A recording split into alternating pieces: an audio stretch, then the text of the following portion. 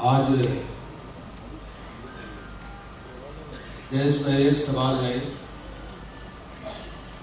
कई बेचैनी के सवाल यूपीए सरकार के वर्ष डेढ़ वर्ष के कार्यकाल में ऐसे सवाल हो गए हैं कि महंगाई पर भारत बन रहा। अभी आज आपके बीच में खड़े हैं। सत्र जब से शुरू हुआ है, हम लोगों ने एक मांग रखी, जेपीसी की। सरकार उस पर जिद मांग करके खड़ी हो गई। जेपीसी 4 बार बन चुकी है। वो कहती है कि जेपीसी ने पीएससी में जाओ।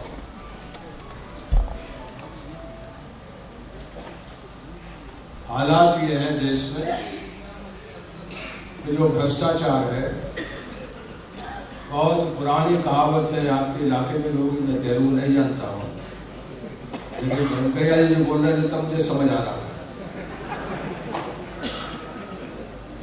बीच बीच में जो भी वक्ता बोल रहे थे मुझे थोड़ा थोड़ा समझ आ रहा था। वो यही विस्तार से बता रहे थे कि तेलंगाना का इतिहास, कांग्रेस पार्टी एनडीए के जमाने में 3 सूबे बने, तीनों राज्य में बीजेपी है, हिंदी भाषी है वो, तो पार्लियामेंट बंद है।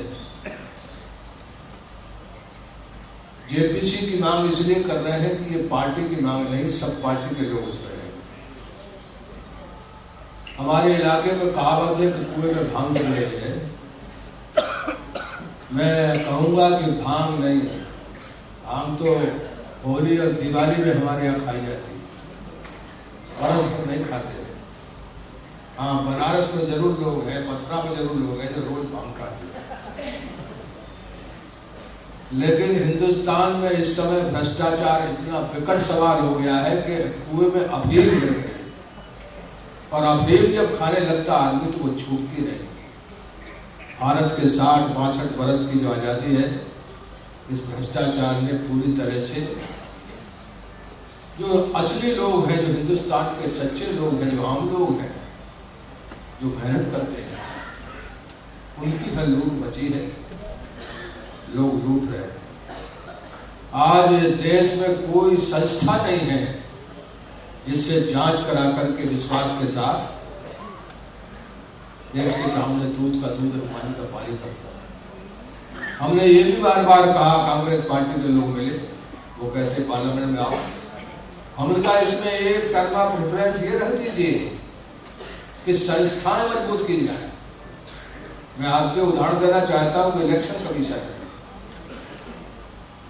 इतने बरस से है, बहुत कम विवाद हुआ। एक स्वायत्त संस्था बन गई, एक ऐसी संस्था बन गई जिस पर देश का विश्वास टिक गया। सुप्रीम कोर्ट है, सब खराबी के बावजूद उस पर विश्वास टिक गया। लेकिन अब जांच किससे कराई जाए? सीबीआई जो है, सीबीआई पर विश्वास किसी का नहीं। और विश्वास जो है वो क्यों उठा? अब उठ गया तो उठ गया, ऐसा कोशिश करो कि कोई विश्वास जुट जाए। इस बात को मान्य करें। बालू जो है वो डीएमके के मंत्री रहे, पहले एमपी, आजकल सदन में नेता है। जब प्रणब बाबू ने पहली बार मीटिंग की तो उन्होंने कहा कि 98 से होना चाहिए जांच। तत्काल सुषमा जी ने कहा कि नहीं, पक्का 98 से जांच होने दीजिए। और मैं कहना चाहता हूं कि जांच दुनिया भर की आप डाल दीजिए, हमको इसमें कोई ऐतराज नहीं है। इस भ्रष्टाचार से लोगों की छाती पे बैठ गया है और छाती पर कूट रहा है। इसको दूर करना, इसलिए जेपीसी बनाई है। पार्लियामेंट बंद है। आज आपके सवाल को उठाया जाता,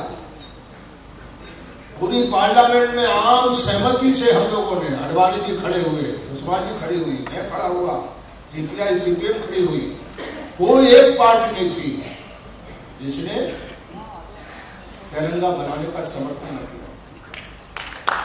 एक पार्टी नहीं। सरकार ने भी उसी आम सहमति के चलते, जो हमारे होम मिनिस्टर साहब हैं चिदम्बरम, आपके भाजपा के सूबे के, उन्होंने ऐलान कर दिया कि नहीं तेलंगाना बनेगा। और फिर ऐसा भागी कांग्रेस पार्टी, अरे देश की सरकार है, उसका होम मिनिस्टर, गृह मंत्री, उसके वचन खाली चले जाए, उसके वचन के बाद दांव पेच शुरू हो जाए, तो कौन यकीन करेगा।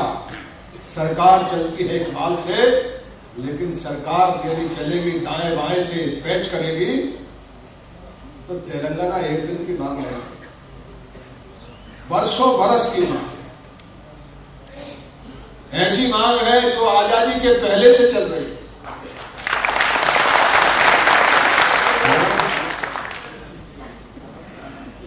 इसके बंटवारे से क्या हो जाए, कांग्रेस पार्टी का नुकसान हो सकता है, ये कारोबार होगा, लेकिन वचन पे जो टिकते हैं, जो बोलते हैं, और जो महात्मा जी कहते थे किसी आदमी को पहचानना है उसकी बोली और कर्म को जोड़ कर पहचानना।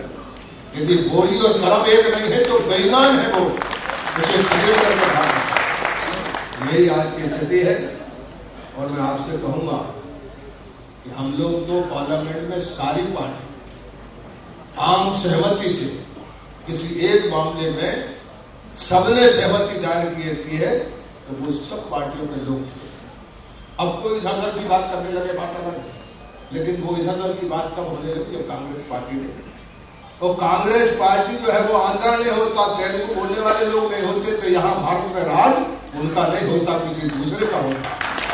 नहीं, इसी सूरज से ये भी कांग्रेस पार्टी को नहीं भूलना चाहिए। इसलिए मैं फिर यहाँ से कहना चाहता हूँ, ये कमीशन बनाना, वहां भी इनकी सरकार है, यहाँ भी इनकी सरकार है।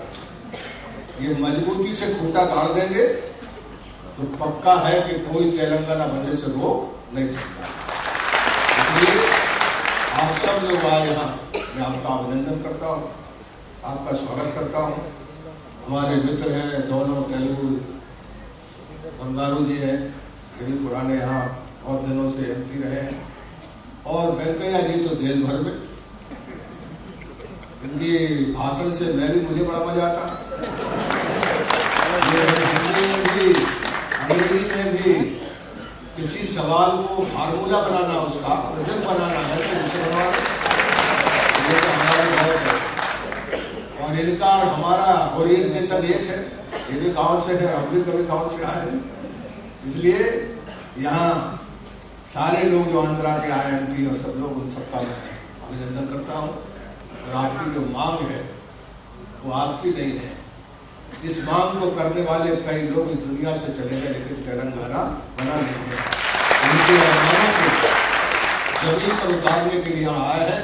हम सब लोग आपके साथ हैं और जमीन के साथ हैं।